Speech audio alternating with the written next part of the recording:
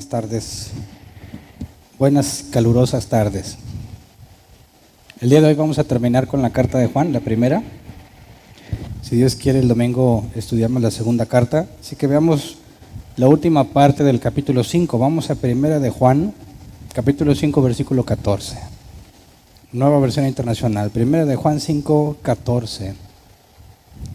Dice, esta es la confianza que tenemos al acercarnos a Dios, que si pedimos conforme a su voluntad, Él nos oye. El nombre del tema es, si pedimos conforme a su voluntad. Así que esta petición de la cual habla Juan no representa un tema separado del que estábamos viendo. ¿Se acuerdan que, el domingo estuvimos celebrando el Día del Padre, pero el miércoles pasado el tema fue, estos tres son los que dan testimonio, y hablamos sobre que no hace referencia directamente ese pasaje de la Trinidad como la Reina Valera 60 lo pone. Analizamos por qué la NBI tenía una mejor traducción en ese pasaje y comentamos que lo íbamos a dejar pendiente el resto del capítulo porque lo queríamos ver o quería verlo más a profundidad. Cuando nos habla sobre esta petición y esta confianza, la confianza que podemos tener al pedirle algo, siempre, según Juan, va a estar limitada por su voluntad. Para que Dios cumpla nuestras peticiones, tienen que estar de acuerdo a su voluntad.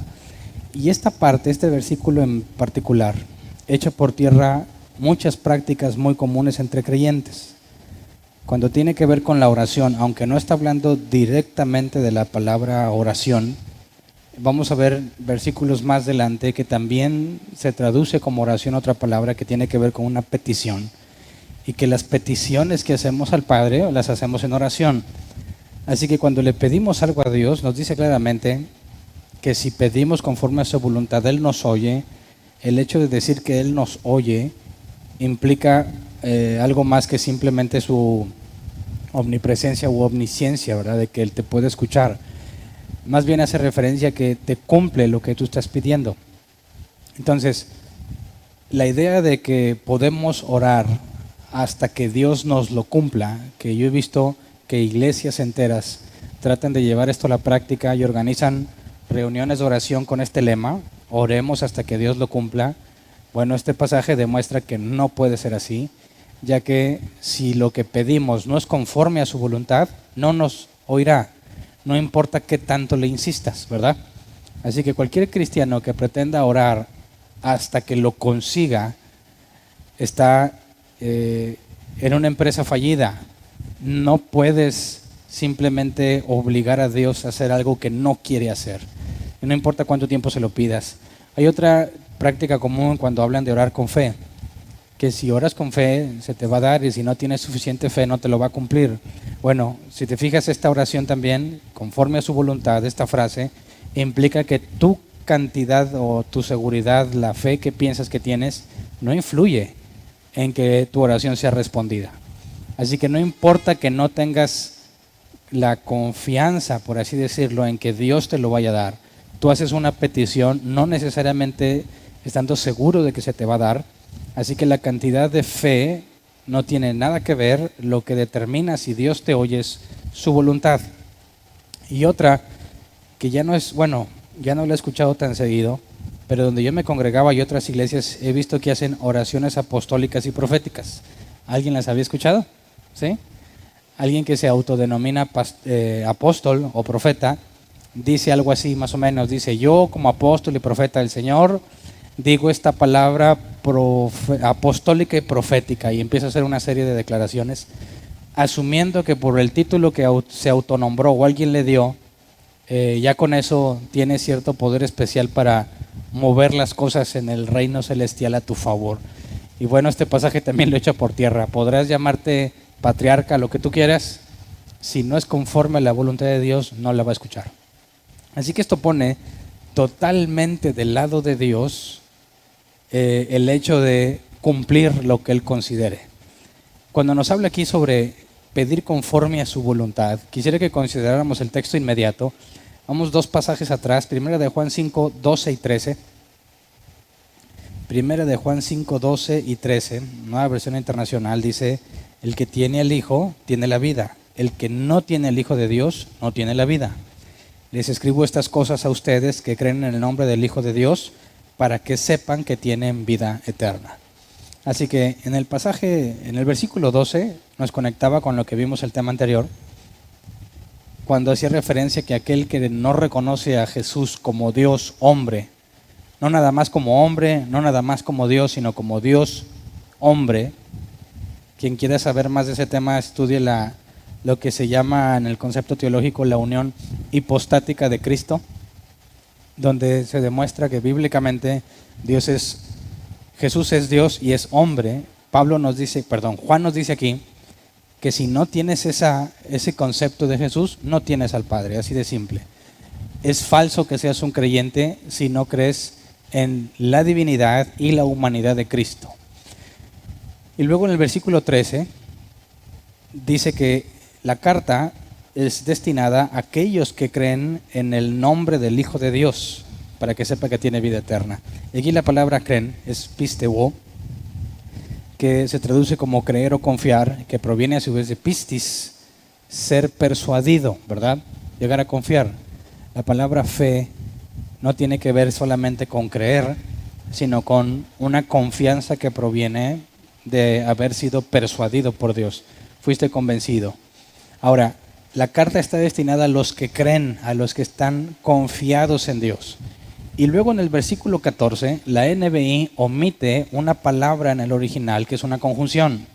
La NBI nos dice en el versículo 14, esta es la confianza que tenemos al acercarnos a Dios. Pero en el original hay una I al inicio del pasaje. La Reina Valera 60 sí la pone cuando dice, y esta es la confianza que tenemos en Él. Así que cuando nos pone la I, está ligando el versículo 13 y el 14. La NBI nos hace pensar, o podría hacernos pensar, que el versículo 14 es un punto y aparte y ahora nos habla de una confianza que tenemos. Pero el original conecta el 14 y el 13 de manera que la carta está escrita a los que creen, a los que tienen confianza en Dios, y esta es la confianza. Así que la confianza con la cual nos acercamos a Dios está basada en que si pedimos conforme a su voluntad nos será hecho. Y eso tiene implicaciones muy importantes. Cuando nos dice, y esta es la confianza que tenemos al acercarnos a Dios, cuando nos habla de confianza aquí en este pasaje, en el versículo 14, la palabra es parresia, que se traduce como confianza o libertad para hablar.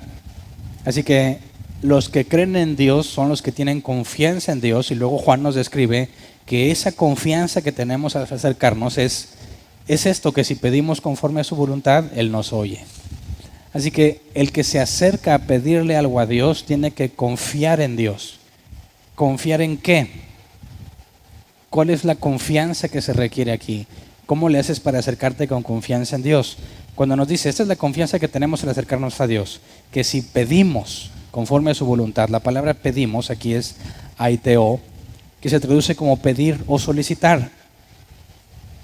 Y el diccionario Helps y otros diccionarios aclaran que este aiteo se utiliza para referirse a la petición que alguien hace hacia un superior. Es decir, aiteo tiene que ver con alguien que le pide algo a otro que es superior a quien lo pide. Es la petición de un inferior a un superior. Así que cuando le pedimos algo a Dios, nos está hablando de que lo hacemos en humildad, humillándonos ante Dios. Le pedimos reconociéndolo como superior a nosotros, ¿verdad? Entonces, la confianza está en que nos acercamos a pedirle algo desde el punto de vista que somos inferiores a Él y que si es conforme a su voluntad nos va a oír. Y aquí la palabra voluntad es el griego thelema, que el diccionario Helps lo traduce así: desear aquello que es lo mejor, es desear aquello que es lo preferible que suceda. Como ejemplo pone la mejor oferta, y hemos estudiado hace mucho esa palabra telema, la mejor oferta de Dios, lo que Él considera que es mejor. Así que cuando le pedimos algo, Él nos va a oír siempre y cuando Él considere que eso que le pedimos es lo mejor para nosotros. ¿Me explico? Y esa es la confianza que tenemos en Dios. Ahora, los creyentes que confían en Dios pueden acercarse a hacer sus peticiones, ¿verdad? Ok, ¿cuál es esta confianza? ¿En qué se fundamenta esta confianza? ¿Confianza en qué? ¿Confianza en que nos va a dar lo que le pedimos? No, porque nos lo dará si es conforme a su voluntad. Así que si recordamos la oración de Jesús: Padre, si es posible que pase de mí esta copa, mas no sea mi voluntad sino la tuya. Ahí tiene que ver con que Jesús no tenía una certeza de que el Padre le iba a cumplir lo que le pide, ¿verdad? Sino más bien quiere Jesús que el Padre haga lo que Él quiere por encima de lo que Jesús quiere. Así que a eso me refiero con que si tú llegas a Dios pidiéndole, como dicen algunos, con mucha fe, seguro de que va a pasar, y te dicen que así es como realmente Dios te va a cumplir la oración, no tiene sentido. Jesús, en el momento en que estaba luchando contra lo que él sabía que sucedería en su naturaleza humana, todo el sufrimiento al que se iba a enfrentar, le pide a Dios, no con la certeza de que se lo va a dar, sino solicitándole que Dios haga su voluntad por encima de lo que Jesús quiere. Así que cuando alguien se acerca con confianza, no puede ser confianza en que te va a dar lo que pides. No, esa no puede ser. ¿De qué confianza nos ha estado hablando Juan toda su carta? La hemos estudiado en todos los temas que llevamos de aquí. ¿Confianza en qué? Confianza en tu salvación, en la certeza de que estás en manos de Dios, en que has vencido al mundo y que todo el que ha nacido de Dios vence al mundo. Las promesas que veíamos en Apocalipsis, a los que venzan, vimos que es a todos los que son nacidos de nuevo. Así que la confianza en la que radica la petición, nuestra confianza a Dios, está en la confianza de la salvación. Ahora, esto es muy importante porque aquellos que creen que la salvación se pierde, jamás podrían hacer lo que este pasaje dice.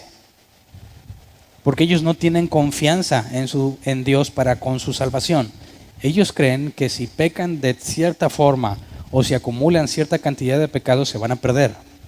Así que siempre que se acerquen a Dios, nunca lo harán con la confianza de que Dios los va a salvar. Siempre tendrían que acercarse para rogar, porque sean perdonados y de esta forma no pierdan su salvación. Así que esto es muy importante entenderlo. Aquel que está confiado en Dios, en su salvación, que sabe o que confía en las palabras de Jesús, que dijo que nadie los arrebatará de mi mano, que la voluntad del Padre es que de todo lo que les dé, los resucite en el día postrero. Todo el que confía en la fidelidad de Dios para con nosotros. Lo que Juan dijo: si alguno peca, abogado tenemos para con el Padre, ¿verdad? Todo el que confía se puede acercar a Dios sabiendo que es aceptable ante Dios, ¿verdad? ¿Por qué? No por mis obras, no por mi justicia, sino por Cristo, por su fidelidad, por lo que Él ya hizo, porque Él es mi sumo sacerdote. Ahora, quien piensa que la salvación se pierde, jamás debería acercarse así. Jamás. Porque pone en duda el sacerdocio de Cristo, número uno, ¿verdad? Si es nuestro sumo sacerdote e intercede por nosotros siempre, pero alguien asegura que aún así su salvación la puede perder, niega el sumo sacerdocio de Jesús, ya que lo considera insuficiente o incapaz de librarlo de sus propios errores, número uno, ¿verdad? Así que si no tiene confianza en el sumo sacerdote de Jesús, cuando se acerque a Dios no podría llegar a pedirle cosas, porque no confía en la intercesión de Jesús. Tendría que llegar a suplicar misericordia para no ser consumido, porque nadie con pecado puede permanecer en pie ante el Padre, ¿verdad? Así que esto es lo más curioso, que los que aseguran que la salvación se pierden, oran como si estuvieran seguros de que no se pierde. No sé si me explico. Porque ellos dicen: no, sí se pierde, yo no sé si la perdí hoy, tengo que echarle ganas, pero llegan a orar al Padre y dicen: Padre, te pido que me ayudes y que me concedas esto y me concedas lo otro. Y dice: espérate, ¿con qué base te atreves a pedir algo si ni siquiera sabes si eres aceptable a los ojos de Dios? ¿No? Si un pecado es suficiente para ser condenado eternamente, cuando te presentas ante el Padre a orar, ¿con qué confianza oras? Si has pecado, ¿verdad? Si pecaste en el día, en el transcurso del día, y oras en la noche, no podrías venir a pedir tus peticiones, tendrías que venir a pedir misericordia para que no pierdas la salvación, porque un solo pecado es suficiente para perderte. Así que esta carta, cuando Juan dice: esta es para los que creen en Dios, hace una distinción entre aquellos que están confiados en Dios y se acercan no por sus méritos, sino por los de Cristo, sabiendo que Él es fiel y justo para perdonarme. Así que mi situación al orar con Dios no tiene que ver con asegurar mi salvación, de no perderla, no. Eso está en una base firme que es Cristo, y entonces yo me acerco. Entonces, ¿qué pasó? ¿Sí? Bueno, no. ¿Sí? ¿Me oyen como quiera o no? Ok. Si yo me acerco entonces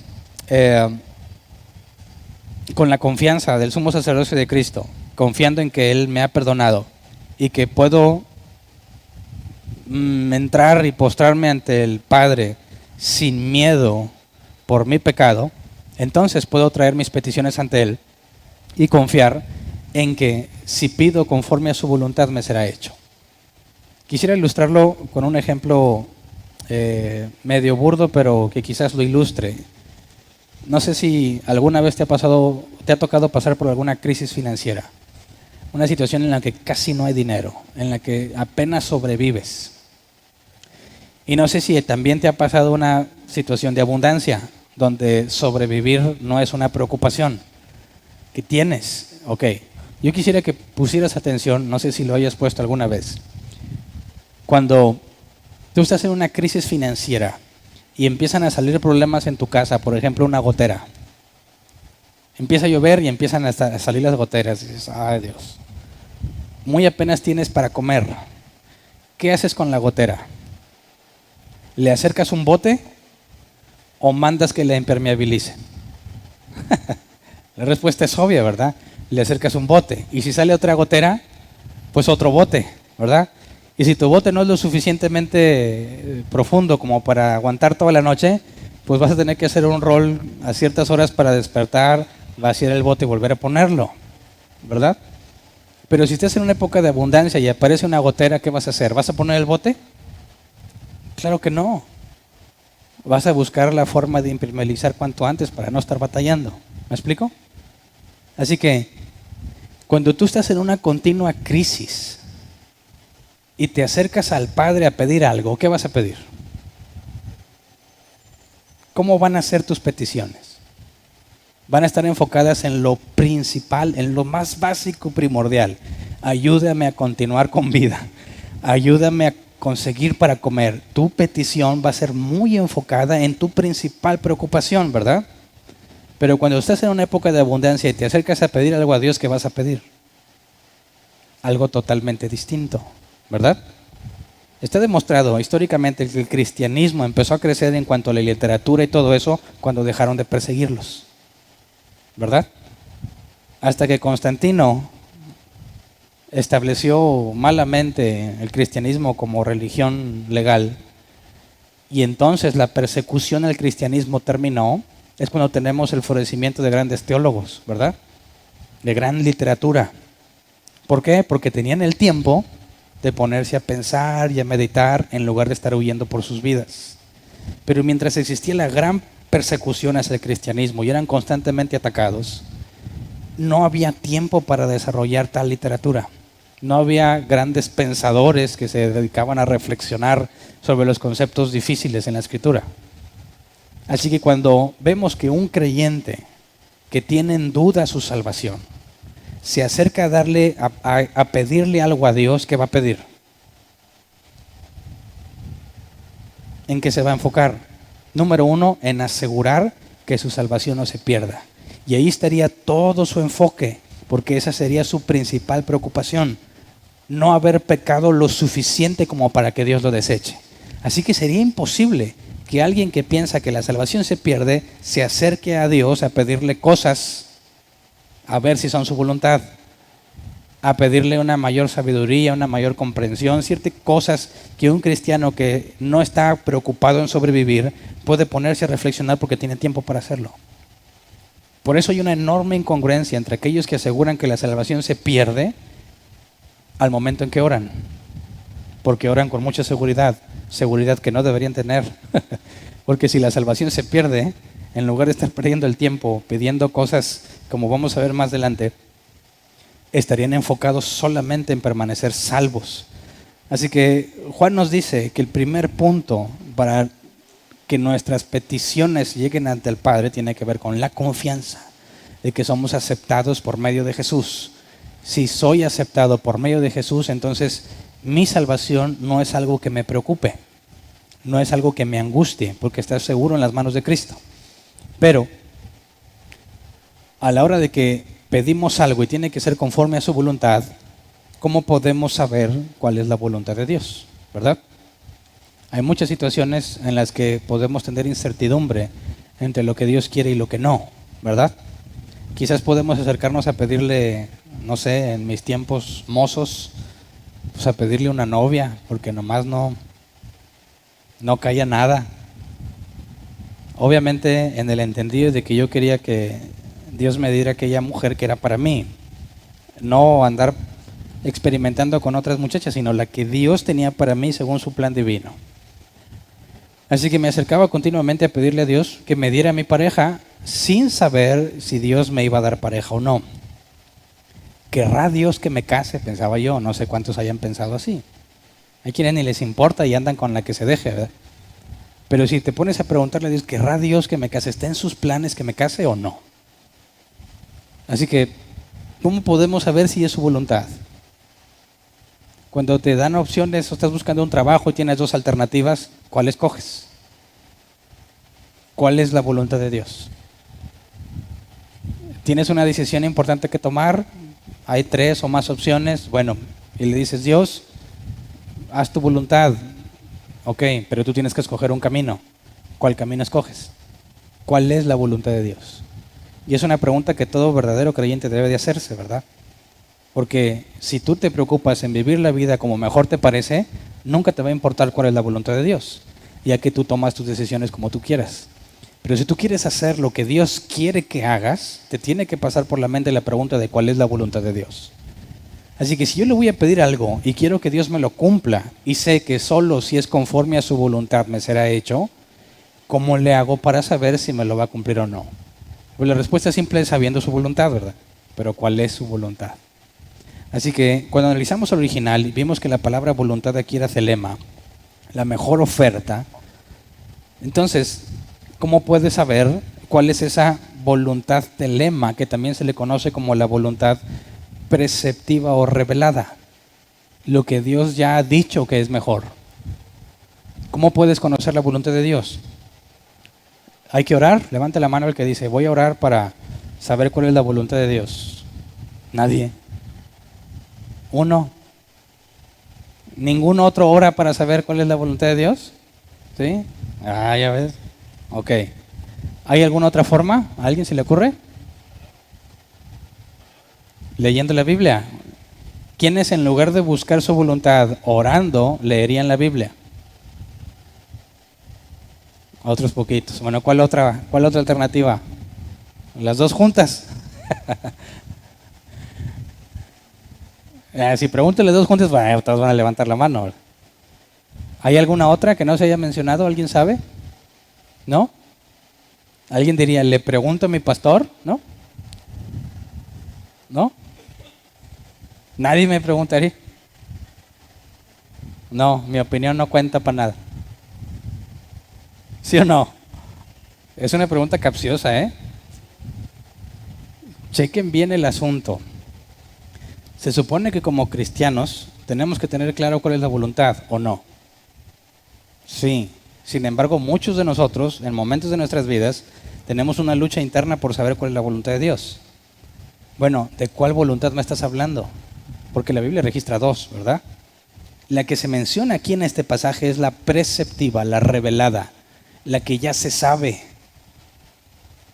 Hay otra que es la bulé. El diccionario Jeff la traduce así: plan resuelto, algo organizado intencionalmente, controlando todas las circunstancias físicas que garantizan el cumplimiento del propósito. La palabra bulé tiene que ver con la voluntad decretiva, algo que Dios decretó que sucederá. La palabra telema tiene que ver con la mejor oferta, así que son cosas separadas. Telema es algo rechazable, tú puedes rechazarlo, puedes rechazar la mejor oferta de Dios, pero lo que Dios ha decretado que suceda no lo puede cambiar. Ningún humano, ninguna criatura en el universo puede modificar lo que Dios ha decretado. Y en términos de salvación, la palabra para la voluntad que se entiende o que la Escritura enseña en cuanto al libro de la vida, en cuanto a la predestinación es bulé, lo que Él ha decretado, algo que va a suceder. Pero esa no es la que está mencionada aquí en este pasaje. En este pasaje es conforme a su voluntad preceptiva o revelada. Así, ¿cuál es el primer paso para conocer la voluntad de Dios? El primero es leer la Escritura, ¿verdad? Porque si te atreves a orar sin saber, ¿cómo vas a saber si realmente es la voluntad de Dios? ¿Verdad? Podrá pasar cualquier cosa por tu pensamiento y vas a pensar que a lo mejor esa es la voluntad. Pero si no conoces la Escritura, su voluntad revelada, cualquier pensamiento que te pase por la mente jamás te sería útil, porque no vas a poder saber si es la voluntad de Dios. Así que muchos cristianos tratan de buscar la voluntad de Dios orando, pero no es suficiente. De hecho, es muy peligroso si no conoces la Escritura, porque no hay ningún punto de referencia, ningún estándar contra qué comparar lo que crees que Dios te dijo o lo que alguien vino y te dijo. Lamentablemente entre los creyentes hay mucho de Dios me dijo esto, ¿verdad? Dios me dijo para ti esto, o esto viene del corazón de Dios. Bueno, si ignoras la Escritura y no la conoces, te la vas a creer. El primer punto para saber si algo es la voluntad de Dios, si Dios me va a cumplir lo que le estoy pidiendo, es su Escritura. Si pido conforme a su voluntad, a lo que Él ya reveló, a lo que Él prescribió, por eso leo tanto Antiguo Testamento como Nuevo Testamento. El Antiguo Testamento me habla de todo lo que Dios es, su carácter y cómo trató al pueblo y cómo le tuvo paciencia. El Nuevo Testamento me habla de todas mis obligaciones actuales, de todo lo que Dios está haciendo y lo que va a hacer. Así que si no conozco la Escritura, es muy difícil que al momento en que ore pueda acercarme con confianza, porque no tengo de dónde sacar la confianza ya que ni siquiera leo la Biblia. Por eso muchas de las oraciones de los cristianos se convierten en una especie de atínale. Voy a pedirle esto a ver si me lo da. ¿Por qué? Porque no tienes ni siquiera una referencia para saber si lo que estás pidiendo es correcto o no, ¿verdad? Entonces, si vas a pedirle algo a Dios, me imagino que quieres que te lo dé, ¿verdad?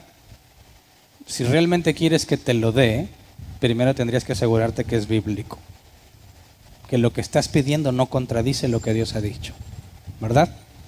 Entonces, si analizas tu petición desde el punto de vista bíblico y no encuentras nada en contra, por ejemplo, si yo pido algo como yo pedía una novia, ¿es antibíblico? Pues no, ¿verdad? Si pido un mejor trabajo, ¿es antibíblico? Pues no. Entonces, si no hay nada en la Escritura que contradiga mi petición, ¿me lo va a dar? ¿O no? ¿Sí o no? ¿Qué opinas? Eso se puede poner a prueba muy fácil, ¿no? Es más, ¿alguien aquí alguna vez oró por la salvación de alguien y resulta que no se salvó? Bueno, ¿no dice la Biblia que Dios quiere que todos se arrepientan? Bueno, es que ese quiere es una palabra que no es telema, es bulé, ¿verdad? Y habla la iglesia, que no es lo mismo. Pero cuando Dios dice que no se agrada de la muerte del impío, eso sí es para todo mundo. Sin embargo, muchos impíos mueren. Entonces, ¿basta con que la Escritura no contradiga mi petición para que me lo cumpla? Claro que no. Claro que no, porque por eso hay otra voluntad u otra palabra que lo describe, que es la voluntad secreta. Ahora, déjame hacerte esta pregunta. Ya que la Biblia, el Nuevo Testamento, expresa la voluntad de Dios con dos palabras, la mejor oferta y la que ha decretado, ¿será posible que Dios haya decretado que algo suceda que implique que se quebrante su voluntad preceptiva? ¿Sí o no? ¿Me expliqué o no? ¿Es posible que Dios haya decretado algo que implique la desobediencia a la voluntad preceptiva? ¿Sí o no? ¿Sí o no? ¿Quién dice que no? Levante la mano. Ok. Levante la mano que dice que sí. 2. Bueno, analicemos este caso. Imagina el caso, y ha habido muchos casos en la historia del cristianismo, de personas verdaderos creyentes que, por ejemplo, murieron en la hoguera. ¿Verdad? Que hayan quemado a un verdadero creyente por acusarlo de hereje falsamente, ¿pudo haber sido la voluntad decretiva de Dios? ¿Sí o no? Un caso que ya sí es muy simple. Dice la Escritura que Jesús murió de acuerdo a lo que el Padre determinó, por medio de hombres malvados. ¿Lo que le hicieron a Jesús fue injusto? Claro. ¿Lo que le hicieron quebrantaba la voluntad preceptiva? Claro. Y sin embargo, se cumplió la decretiva. ¿Me entiendes? ¿Sí? Ahora, fíjate bien, eso implica que algunas personas no harán lo mejor, no harán la mejor oferta, desobedecerán. Tratarán de matar a alguien. Pero eso que están haciendo lo hacen de su propia maldad, de su propia decisión. Y al mismo tiempo es algo que Dios ya había determinado que sucediera. Es lo que dice la Escritura en el caso de Jesús. De su propia maldad deciden matarlo. Y no nada más matarlo, ensañarse con él. Y Dios lo permite para que se cumpla su voluntad decretiva. Quebrantando la preceptiva, se cumple la decretiva. ¿Me explico? Ahora, ¿será posible entonces que si yo pido algo a Dios y no hay nada en la Escritura, en su voluntad preceptiva, que lo contradiga, ¿verdad? Y aún así, en su voluntad decretiva, Dios no quiere que pase? Claro. Imagínate que yo le digo a Dios, dame un carro, pero no cualquier carro, uno que tenga un motor, no sé, de 12 cilindros, que agarre una velocidad impresionante para cuando esté solo Constitución poder darme el gusto. Ahora, sabemos que la Biblia enseña que Dios ha definido un día para cada uno, el día de su muerte, ¿verdad? Todos tenemos un día en el que moriremos. Y así como definió qué día morirás, también definió cómo vas a morir. Porque así como Dios ha destinado para salvación, también la Escritura dice que el medio que Dios elige es la locura de la predicación. Así que si Dios ha decidido que yo me salve, también definió el medio por el cual me voy a salvar. Y el medio que Dios eligió fue la predicación del Evangelio. Así que si yo no oigo el Evangelio en el momento que Dios haya definido para mi salvación, no me voy a salvar. Y el único medio por el cual yo llegaré a la salvación es por medio de la predicación del Evangelio. Otro ejemplo, imagínate que Dios dijo a una persona que va a morir por el impacto de una bala en la cabeza. Qué feo, ¿verdad? Pero es mi ejemplo. Ok, mientras nadie dispare una pistola,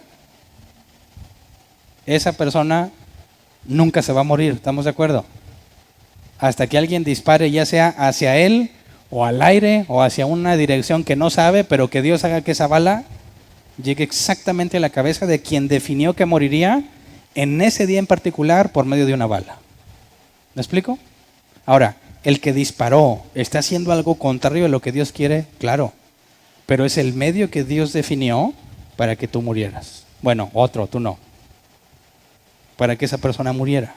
Así que tenemos que entender que si yo le pido algo a Dios como un carro y Él sabe, porque así lo destinó, que yo voy a morir en una situación completamente distinta, y si yo no tengo el control para poder manejar semejante carro y controlarme cuando la avenida esté sola, y eso me puede llevar a un área o un destino que Dios no ha definido, ¿me lo dará?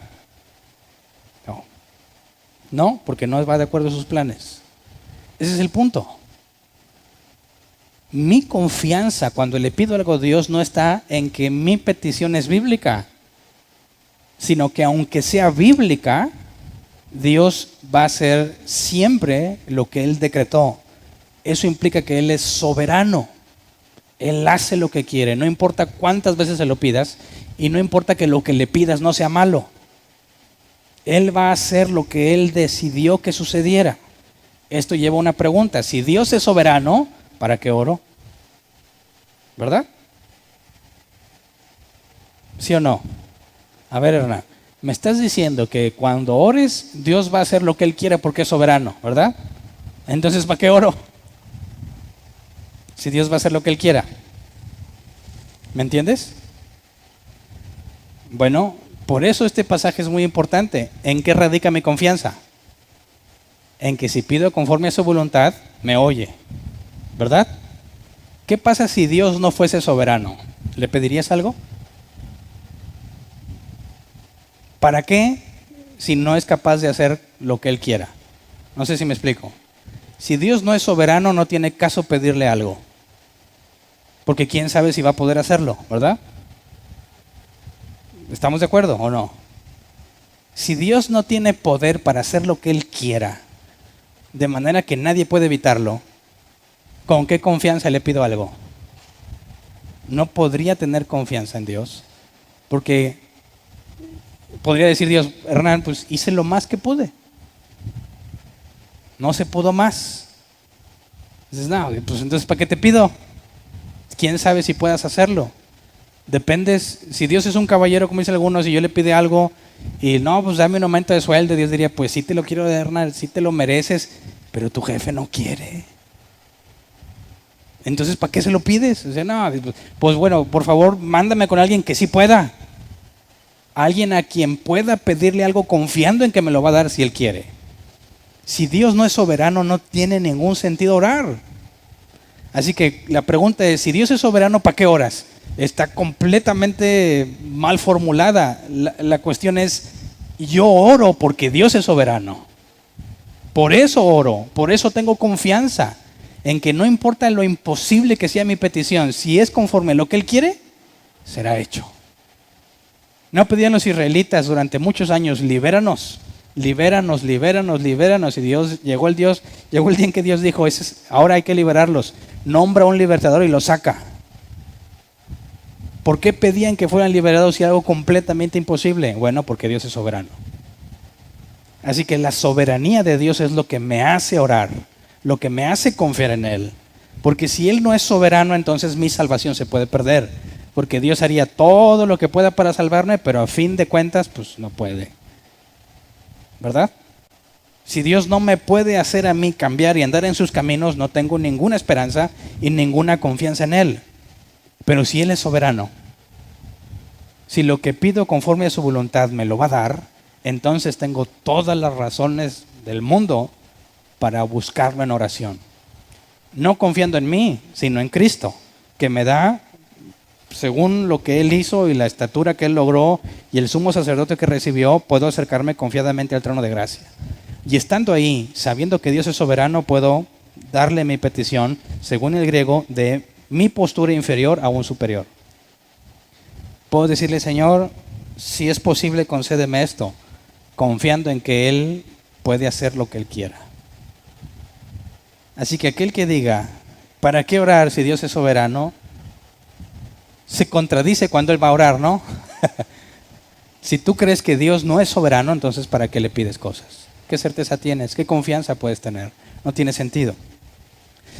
Así que, por eso, si Dios ha decretado que algunas cosas sucederán, muchas gracias. Si Dios ha decretado que algunas cosas sucederán, también decretó el medio por el que lo van a suceder. Y sabes que la Biblia enseña, como en el caso de Job, que cuando los amigos de Job le pidieron a Dios que los perdonara, ¿qué fue lo que Dios les dijo? Los perdonaré cuando Job ore por ustedes. ¿Verdad? Así que Dios decidió perdonarlos, sí. ¿Cuál es el medio que decidió usar?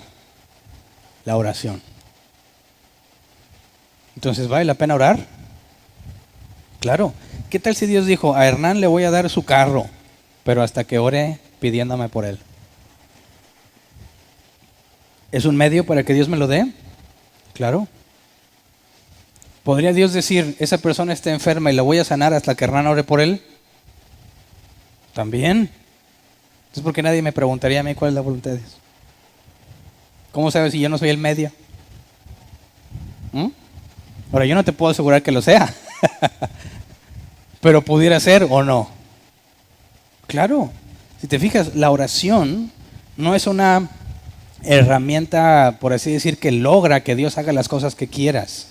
Tu fe tampoco es el medio para hacerle manita de puerco a Dios y que te dé lo que tú quieras. No, oramos porque exponemos nuestra necesidad, lo que verdaderamente deseamos, desde una posición inferior. Le suplicamos a Dios las cosas, sabiendo que incluso mi oración puede ser el medio que Dios definió para darme lo que pido. Así que realmente es útil orar, pero no como un medio para lograr tus planes, ¿verdad? Por eso, algunos dicen, y cuando lo escuchas por primera vez parece absurdo, pero después de profundizar un poco en estos asuntos de la voluntad de Dios se vuelve congruente. Creo que fue John Piper quien dijo que si Dios ha destinado que Él muera por medio de una bala, Él será inmortal mientras nadie dispare. ¿Me entiendes? ¿Sí? Si lo atropellan, ¿se va a morir? No. Si lo golpean, tampoco. Si se cae del techo, tampoco. ¿Hasta cuándo se va a morir? Hasta que el medio que Dios haya definido lo lleve a la muerte. Entonces me puedo aventar de un techo que al cabo hasta que me disparen. Por eso existe la voluntad secreta, la decretiva, la que no sabes. ¿Me explico? Y esa que no sabes, no tienes forma de saberla a menos que te la revele. Por ejemplo, el día en que vas a morir, ¿lo puedes saber? No. ¿Alguien en la Biblia lo ha sabido? Pablo sabía que le quedaba poco tiempo, Pedro sabía que le quedaba poco tiempo, Jesús sabía que le quedaba poco tiempo. Vemos que Dios concede a algunos revelar voluntad decretiva, algo que era oculto. Pero en lo normal, sabemos que no. Vamos a Deuteronomio. Aquí tengo el pasaje de Deuteronomio 29:29. Lo secreto le pertenece al Señor nuestro Dios, pero lo revelado nos pertenece a nosotros. Palabras de Moisés, expresando la voluntad preceptiva, todo lo que Dios quería que hicieran. Y luego aclara, pero lo que es secreto, lo que solo Dios sabe, solo Él lo sabe. No hay forma de conocer. Así que Moisés, fíjate la profundidad de lo que les explica. Les enseña la ley y todo y dejan claro, hay cosas secretas que nadie sabe y no puede saber. Hay planes que implican cambios que jamás te imaginaste. Como lo que le pasó a Satanás cuando, por medio de hombres malvados, los movió a crucificar a Jesús. ¿Tú crees que si él sabía que al crucificar a Jesús obtendría redención eterna para nosotros, lo hubiese matado?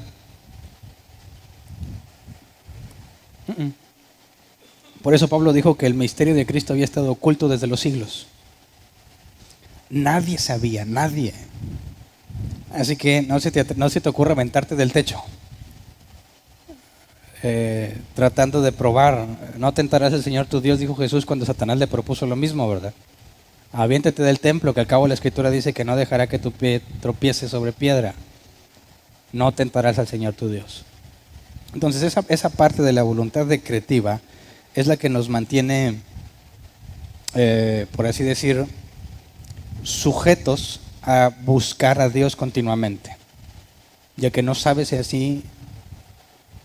si el hecho de que lo que tú pides no tenga contradicción bíblica, aún así no sabes si va de acuerdo a su voluntad decretiva. Pero la voluntad decretiva la puedes conocer una vez que está en el pasado, ¿verdad? Imagínate que le pides a Dios un trabajo y te llega una buena oportunidad y dices, ay Dios, que si esto es tu voluntad, que me lo den, si no, no. Y no te lo dan. ¿Cuál era la voluntad decretiva de Dios? Pues sí, que no lo tuviera. Lo puedo saber hasta después de que ya pasó, pero ¿lo puedes saber antes? No. a menos que Él te lo revele, y normalmente no lo hace. Así que, además la Biblia nos ha demandado que oremos, ¿verdad? Orar sin cesar.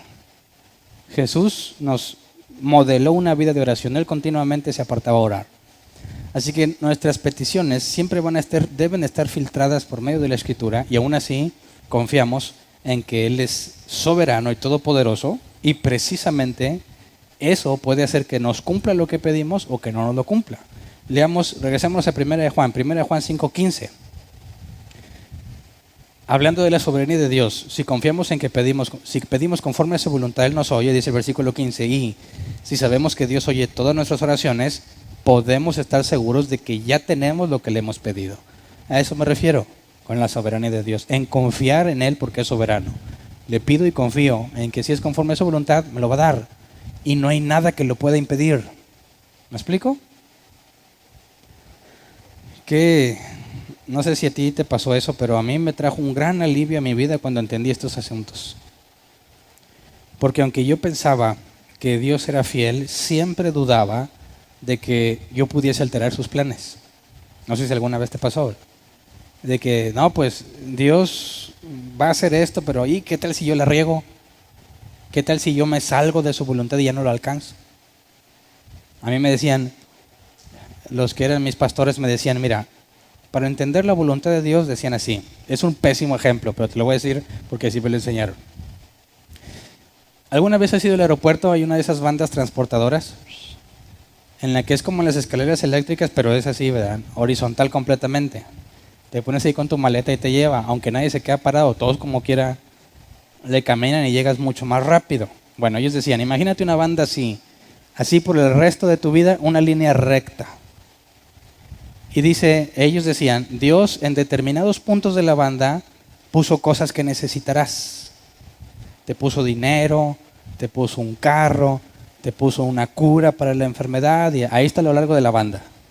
Dices, tú vas en la banda y agarras lo que te tocó en ese momento. Pues era dinero. Y sigues en la banda y agarras la que sigue. Dice, pero, ¿qué tal si te sales de la banda? Dice, las cosas que Dios preparó van a estar ahí en su lugar, pero nunca las vas a alcanzar porque te saliste. Él decía, cuando tus caminos no son rectos ante Dios, tú agarraste monte y ya te perdiste todo lo que Dios había dejado en tu camino. Y decía, sí es cierto, eso explica por qué no lo tengo. Dice, pero también te puede pasar que estés en la banda pero estés comiendo moscas, distraído. Entonces ahí venía la cura para tu enfermedad y tú estabas acá en otro asunto y se te fue. Y ni modo, perdiste. No aprovechaste el kairos, no sé de quién es esa palabra, el tiempo de Dios, el que se te fue. Y era una angustia. ¿Estoy en la banda o no? ¿Se me pasó algo o no? ¿Ando comiendo moscas o no? Y era un sufrir siempre.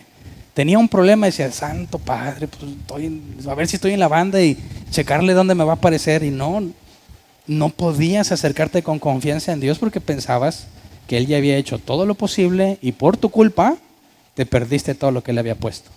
Pero estos pasajes demuestran que es completamente falsa esa enseñanza, ¿verdad? Por eso la soberanía de Dios implica que si Él dijo, Hernán está enfermo y va a sanar en ese punto, no importa lo que yo haga, lo que otro haga, que se muera el doctor, quien sea, se va a cumplir lo que Dios dijo porque así lo decretó. Y eso nos hace vivir confiados, confiando en que Él es fiel, en que Él nos perdona, en que nos ama. Y por eso, aunque yo sea necio, lamentablemente, y me equivoque, aún la Escritura dice que si somos infieles, Él sigue siendo fiel, porque no se puede negar a sí mismo. Así que ahí está la confianza. Me equivoco, Dios, perdóname, porque yo sé que Él sigue siendo fiel. De otra forma no tendría sentido. Luego, analicemos otro aspecto, la intercesión. Si ya entendemos la oración, ¿verdad? ¿Conoces la intercesión? Me imagino que sí, ¿verdad? ¿En qué consiste la intercesión? En que yo me pongo, dicen algunos, yo me pongo en la brecha por otro, ¿verdad? Supongamos el caso de Job con sus hijos. ¿Qué hacía Job todas las mañanas según el propio libro de Job? Ofrecía un holocausto a Dios por si sus hijos habían pecado. Y a mí me decían, ahí está la intercesión de un padre por sus hijos. Mira qué gran amor. Y tú decías, ay, sí, qué bonito. Bueno, a fin de cuentas, ¿qué pasó con los hijos de Job? Murieron todos. ¿Por qué? Por injustos, por infieles, por impíos. ¿Verdad? ¿Sirvió la intercesión de Job? No. ¿Por qué no? Ese es el punto que Juan va a tratar aquí. Primero de Juan 5, 16 y 17.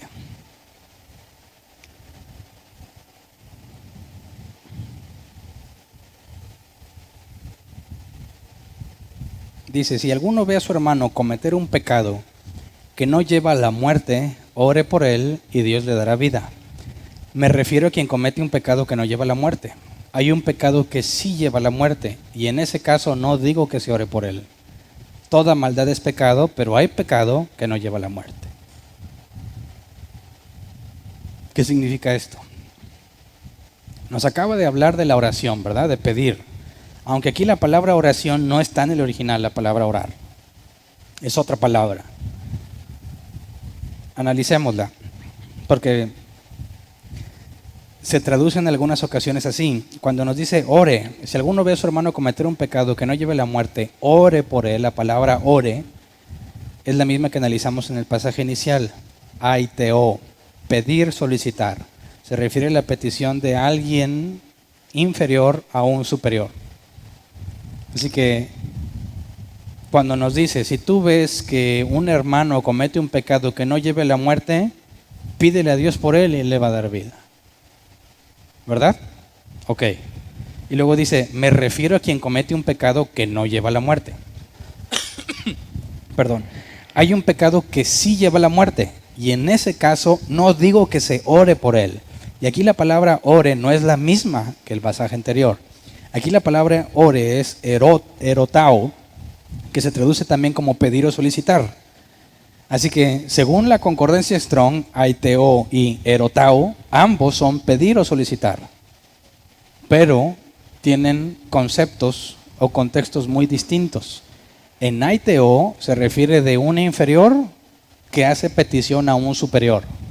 En el caso de erotao, hace referencia a, según el diccionario Helps, a pedir algo desde una posición privilegiada. Es decir, implica que la persona que hace la petición está en igual posición o en familiaridad con aquel a quien le hace la petición. Así que esa es la diferencia. Al hermano que comete pecado no de muerte, dice, ora a Dios por él. Pídele como inferior a Dios superior. Pero si cometió pecado de muerte, no pidas por él, y aquí la palabra es no pidas como si fueran iguales. ¿Se refiere a Dios o al que pecó de muerte? Al que pecó de muerte, ya que nunca nos veríamos iguales a Dios. Así que aquí hay una cosa muy interesante. Lamentablemente, Juan no nos dice exactamente cuál es ese pecado de muerte, pero sí nos dice que no todo pecado es de muerte, ¿verdad? Eso nos habla de la justicia de Dios. ¿Es igual mentir que matar? No, dicen algunos, pecado es pecado. Cierto, pecado es pecado, pero si Dios es justo, no va a dar el mismo castigo a un mentiroso que a un asesino. Eso sería injusto. Y Juan nos dice que hay pecado y pecado de muerte, pero no nos dice exactamente cuál es. Así que en el Nuevo Testamento solo tenemos dos posibilidades. Y Juan nos está diciendo que si un hermano hace un pecado de muerte, no pidas por él. Si el pecado no es de muerte, pide por él y Dios le dará vida. Y esto tiene que ver con lo que nos dijo de pedir conforme a su voluntad, ¿verdad? Así que Juan nos está diciendo, si alguien comete pecado de muerte, ni ores por él. Oye Juan, ¿dónde está el amor? ¿Cómo que no voy a orar por él? ¿Por qué razón no oraría por él? Bueno, por eso es importante saber cuál es el pecado de muerte, ¿verdad? Las dos posibilidades es partiendo del Nuevo Testamento. La primera posibilidad es lo que nos dice Mateo y Marcos. Vamos a Mateo 12:32. Mateo 12:32 dice: a cualquiera que pronuncie alguna palabra contra el Hijo del Hombre se le perdonará, pero el que hable contra el Espíritu Santo no tendrá perdón ni en este mundo ni en el venidero. ¿Ok? Esto habla del pecado imperdonable que mencionó Jesús. Ahora vamos a Marcos 3:28 y 29. Dice: les aseguro que todos los pecados y blasfemias se les perdonará a todos por igual, excepto a quien blasfeme contra el Espíritu Santo. Este no tendrá perdón jamás, es culpable de un pecado eterno. Así que es posible que Juan esté hablando del pecado de muerte, haciendo referencia a la blasfemia contra el Espíritu Santo, ¿verdad? A hablar contra el Espíritu Santo. Ahora, aquí surge una pregunta interesante. ¿Cometiste ya ese pecado? Imagínate que tú vienes a la iglesia y le estás echando ganas, pero resulta que ya pecaste así. ¿Qué hacemos?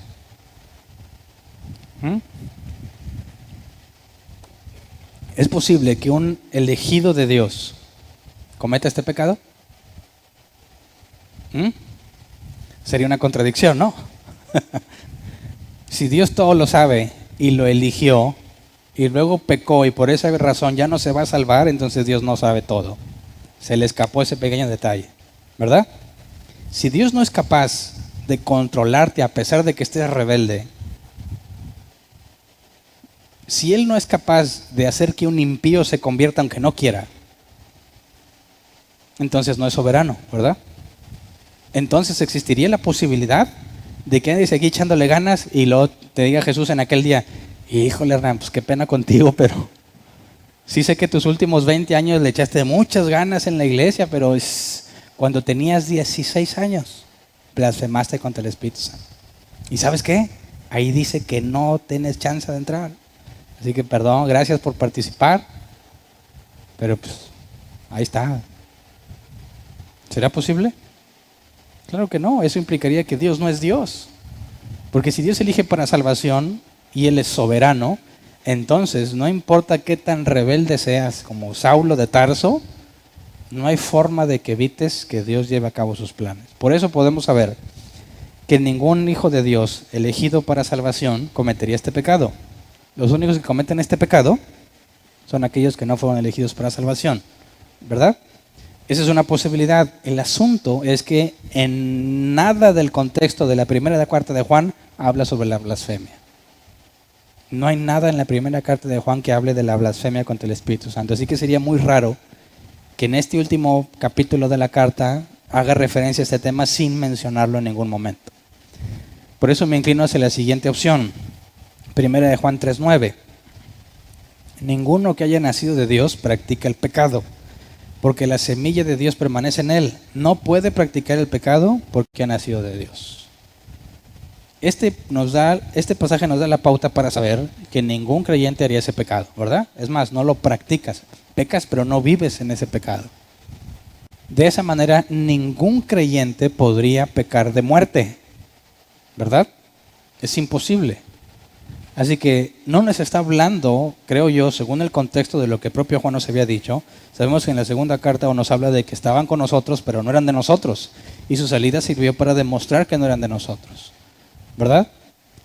Bueno, según el contexto, lo que algunos le llaman, o la palabra griega refleja apostasía, son aquellos que estaban en la iglesia y vimos que todo el contexto hablaba de eso, que se estaban saliendo de la iglesia siguiendo los falsos maestros, negando la humanidad de Cristo, yéndose al libertinaje o al aislamiento total, buscando un conocimiento elevado para salvarse, despreciando a Jesús. Toda la carta se la pasó hablando de los falsos maestros y de los que salieron con ellos. Así que el pecado de muerte debe de ser aquel que comete el iluminado. ¿Se acuerdan cuando analizamos el caso de aquellos en la carta de Hebreos que, habiendo probado los beneficios, como quiera se apartaron de la gracia? Y analizábamos que eran estos iluminados que se les permitió saber, como Judas, incluso pudieron haber sido usados por el Espíritu Santo, pero nunca tuvieron el Espíritu Santo en ellos, dado que el Espíritu Santo es la garantía de la promesa. Jesús dejó en claro que Judas nació para perderse. Era entre los discípulos, reconocido como un seguidor de Cristo, convivió 3 años con Cristo, recibió enseñanza directa de Él y sin embargo nunca nació de nuevo. Así que ese pasaje, cuando habla del pecado de muerte, haciendo referencia a los hermanos, son aquellos que están entre nosotros, pero realmente no son de nosotros, y ese pecado, el negar quién es Cristo, el negar la humanidad o la deidad de Cristo, revela que no son de Dios. ¿Me explico? Ahora, no es simplemente una rebelión, porque Saulo de Tarso negaba que Jesús fuera Dios, ¿verdad? Saulo de Tarso perseguía a los que seguían a Jesús. Saulo de Tarso negaba la deidad de Cristo. ¿Ese era el pecado imperdonable? Claro que no. La diferencia es que Saulo nunca dijo que era cristiano. Nunca se congregó entre ellos. Nunca dijo ser usado por el Espíritu Santo. Era claramente un impío. Estos que están aquí mencionados por Juan son los que están dentro de la iglesia. Parecen hermanos, se comportan como hermanos, pero quedan en evidencia cuando niegan los aspectos fundamentales de la fe como la persona de Cristo. Así que Juan está diciendo en armonía a todo lo que ha dicho la carta, que todos aquellos que se apartan de la iglesia, que niegan quién es Jesús, no son de Dios. Quien no tiene el Hijo, leímos en el contexto, no tiene al Padre. Si no tienes al Hijo, no tienes vida eterna. Y el hecho de que hayan estado en la iglesia, que tuvieran el conocimiento de quién es Cristo, y sin embargo lo nieguen, demuestra que su pecado es de muerte. Y esto es lo que dice Juan de ellos. No oren por ellos. ¿Por qué? Porque sabemos lo que ya nos dijo. Si pedimos conforme a su voluntad, nos será hecho. Y si estos ya demostraron que no son de Dios, ¿tiene caso que ores por ellos? No, porque solo responderá a aquellas oraciones que van conforme a su voluntad. Por eso más adelante vamos a ver en la siguiente carta que Juan dice que no recibas en tu casa a ninguno que tenga una doctrina diferente. Es, digamos así, muy enfático en trazar una línea entre aquel que sí le pides a Dios que lo ayude y aquel que no tienes ninguna relación con él. Por eso, para el hermano que peca no de muerte, oras a Dios desde inferior a superior. Para el que peca de muerte, no pidas por él en una posición de igualdad, porque él no es hijo de Dios. El que peca no de muerte es hermano.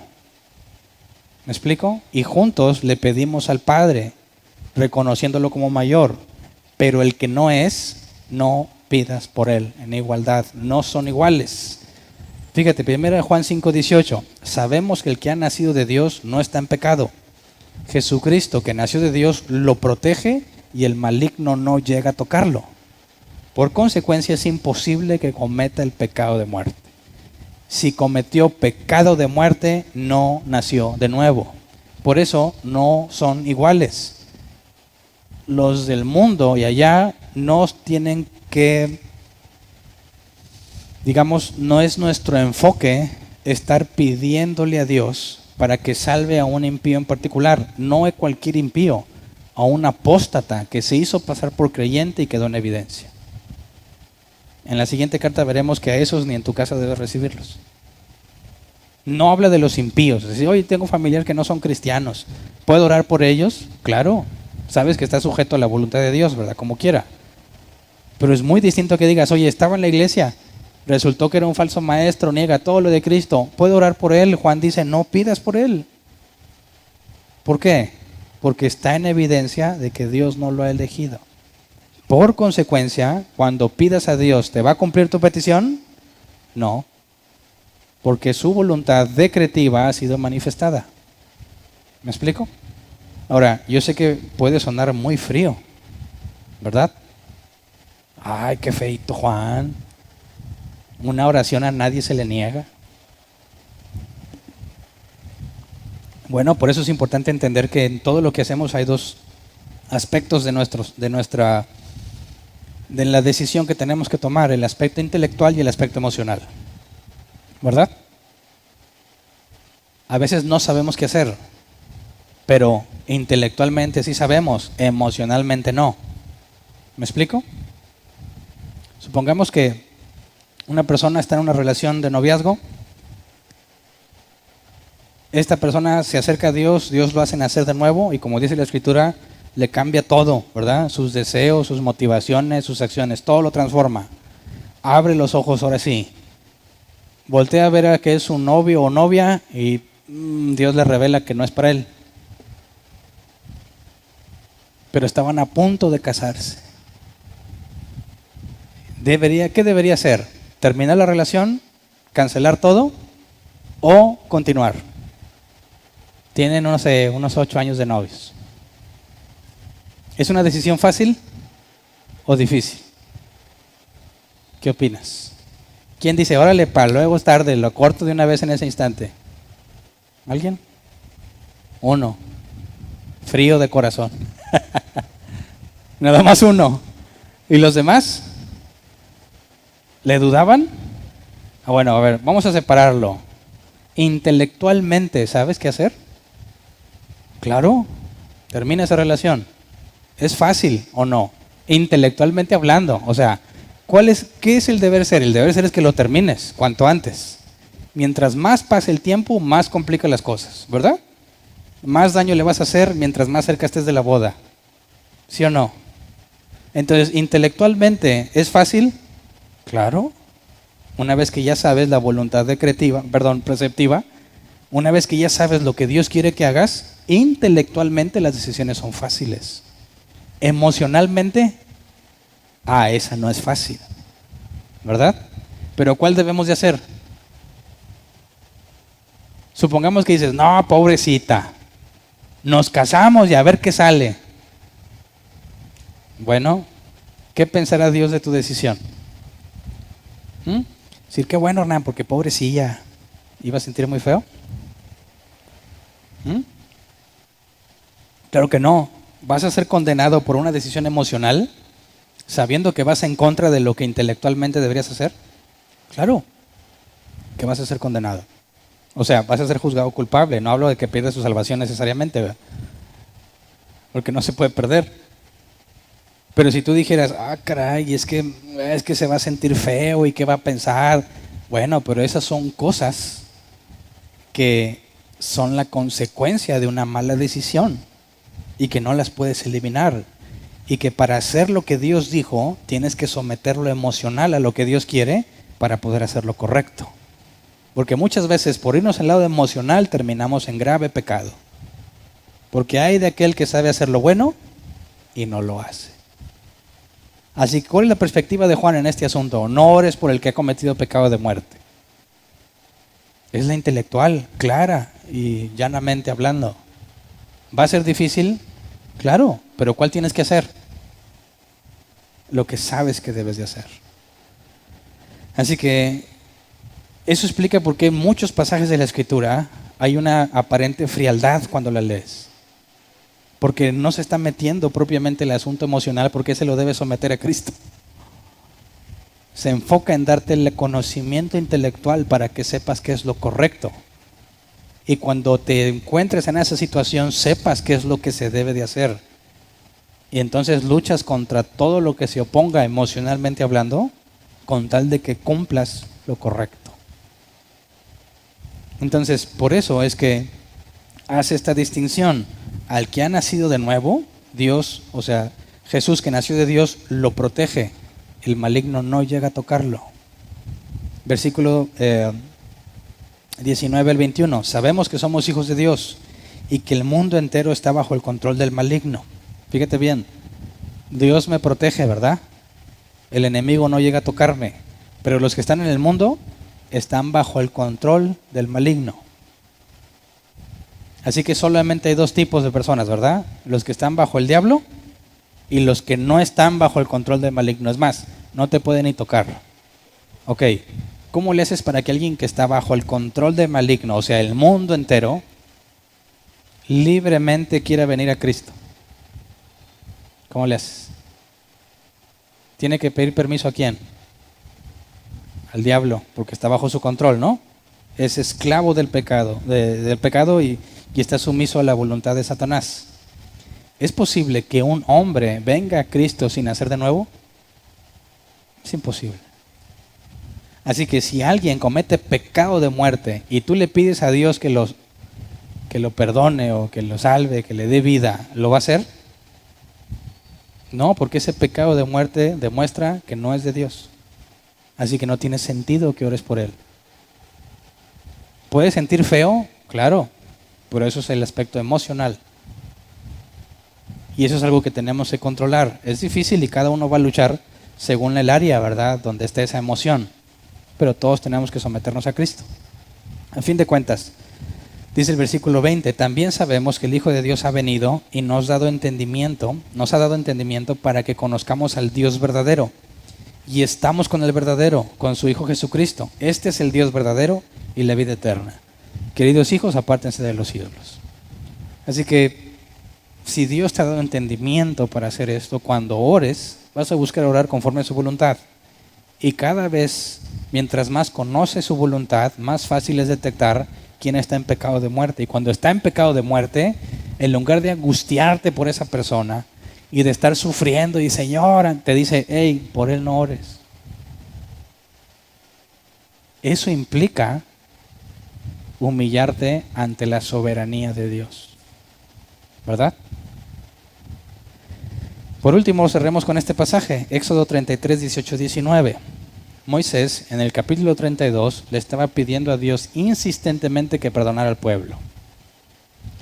Insistentemente. En una ocasión, en el versículo 32, le dice, bórrame del libro si no los vas a perdonar. Y Dios dice, al que peque yo lo voy a quitar del libro. No dice que es el libro de la vida, Apocalipsis dice, y los libros serán abiertos, o sea que hay muchos. Pero luego aquí en Éxodo 33, 18, 19, cuando Moisés le dice a Dios, muéstrame tu gloria, dice, déjame verte en todo tu esplendor, insistió Moisés. Y el Señor le respondió, voy a darte pruebas de mi bondad y te daré a conocer mi nombre. Y verás que tengo clemencia de quien quiero tenerla y soy compasivo con quien quiero ser. Esto es lo que Pablo cita en Romanos 8. Dios será clemente con quien Él quiera y tendrá misericordia de quien Él quiera. El asunto es cuando quiso tener misericordia de ti, no hay quien lo cambie. Y ahí está la confianza. Y bajo este entendimiento del cual habla Juan, nos ha dado entendimiento para conocer el verdadero. Bajo ese entendimiento, intelectualmente hablando, debemos entender qué es la oración. Cómo es que le pedimos a Dios y cómo es que sabemos que nos lo va a conceder. Puede ser un tema muy difícil en nuestras vidas. Puede ser que estés al borde de la muerte, tú o un familiar tuyo, y le pidas a Dios de todo tu corazón y con toda tu fuerza. Si aún Dios te lo niega, sábelo bien, que aún después de todo, todo obra para bien, para aquellos que conforme a su propósito fueron llamados. Y tendríamos que decir como Job, ¿hemos de recibir solo lo bueno de Dios?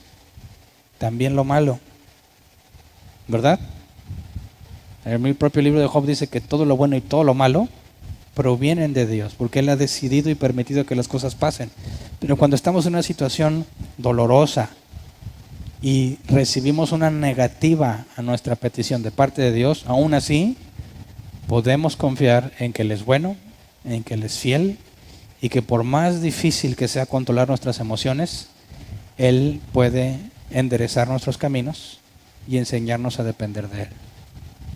Así que ante una situación dolorosa como la muerte de Aarón, la muerte de Moisés, la Biblia registra que estuvieron 30 días de duelo. La frialdad que vemos en las palabras de Juan no cancela las emociones. La Biblia también habla sobre el control de las emociones. ¿Está triste? Canta salmos. Las emociones no van en contra de Dios, son parte natural de nuestra vida, pero tenemos que aprender a sujetarlas a la voluntad de Dios. Tomará tiempo, pero podemos confiar en que lo haremos. Así que cuando se trata de pedir, podemos pedir cosas triviales o cosas muy importantes para nosotros. Por eso, cuando pidas, que no se te olvide esta parte. Si es conforme a su voluntad, será hecho. Así que cuando tenemos una situación difícil, un familiar muy enfermo, una situación muy crítica, no nos decepcionamos y decimos, ¿para qué orar? si a fin de cuentas va a ser sus planes. No, al contrario. Nos abrimos honestamente ante Dios, externamos cuál es nuestro deseo. Quizás ese sea el medio que Dios ha definido. Quizás es su voluntad que me dé ese milagro. Pero si no lo es, aún así, recibimos lo que Él ha decidido que es mejor para nosotros. Porque el que comenzó la obra en nosotros la terminará hasta el día de Cristo. Así que como cristianos no podemos cancelar las emociones ni negarlas, pero sí debemos sujetarlas a la voluntad de Dios. Siempre nuestro enfoque debe de ser luchar por cumplir lo que intelectualmente sabemos que es correcto. ¿Verdad? Vamos a ponernos de pie, vamos a orar. Porque si pedimos conforme a su voluntad, nos será hecho. ¿Verdad? Y si pedimos entendimiento, ¿nos lo dará?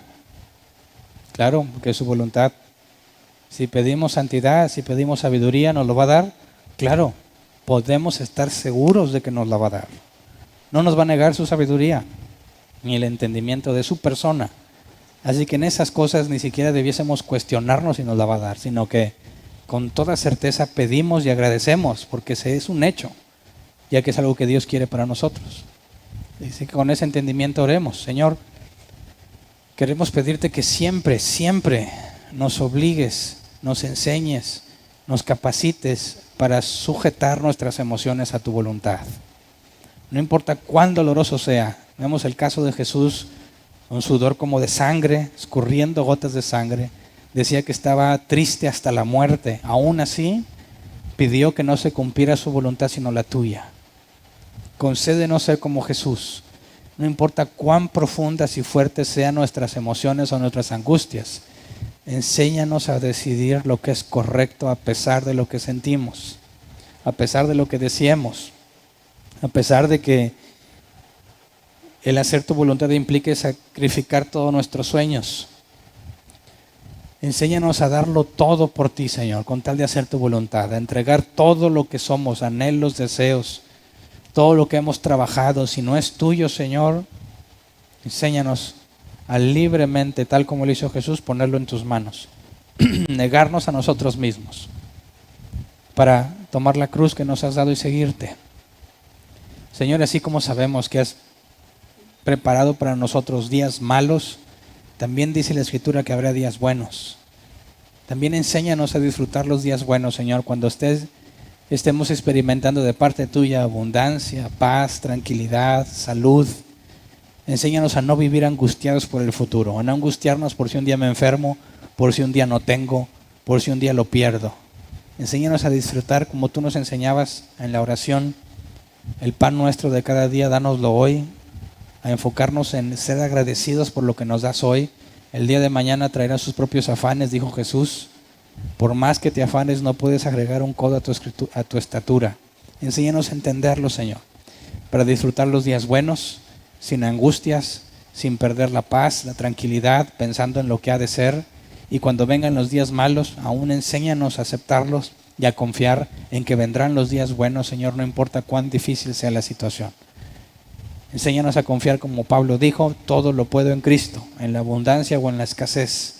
Que siempre podamos en todos los aspectos confiar en ti, nuestro sumo sacerdote, nuestro representante, nuestro Salvador, Señor. Enséñanos a confiar en ti para que nos presentemos ante el Padre con plena confianza, confiando en su soberanía, sabiendo en que si pedimos conforme a su voluntad nos será hecho.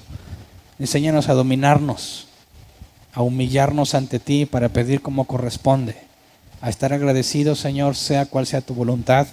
Enséñanos a conocerla cada vez más en lo decretivo, según tu voluntad, pero en lo prescriptivo, en lo revelado. Enséñanos, Señor, a conocerlo ampliamente para poder caminar en tus caminos, para poder evitarnos muchos problemas y dificultades que por lo emocional, Señor, decidimos enfrentar. Enséñanos a dominarnos completamente para hacer tu voluntad en todo momento. Sabemos que toma tiempo según tu voluntad, según tu palabra, pero sabemos que podemos confiar en que tú nos harás crecer a la estatura del varón perfecto, Señor. En ti confiamos, en ti está nuestra esperanza, Señor, y sabemos que no seremos defraudados. Así que con toda confianza, te agradecemos porque sabemos que hemos pedido conforme a tu voluntad, y si pedimos conforme a tu voluntad, confiamos en que no será hecho. Gracias de antemano. Amén. Pueden sentarse. Pasemos a la sección de preguntas. ¿Quién tiene una pregunta? Pregunta relativa al tema, ¿verdad? Si es de otro tema, lo podemos hablar en otra ocasión. Pero si alguien tiene una pregunta con respecto a este tema, por favor levante su mano. ¿No? Bueno. Qué bueno. ¿Aviso?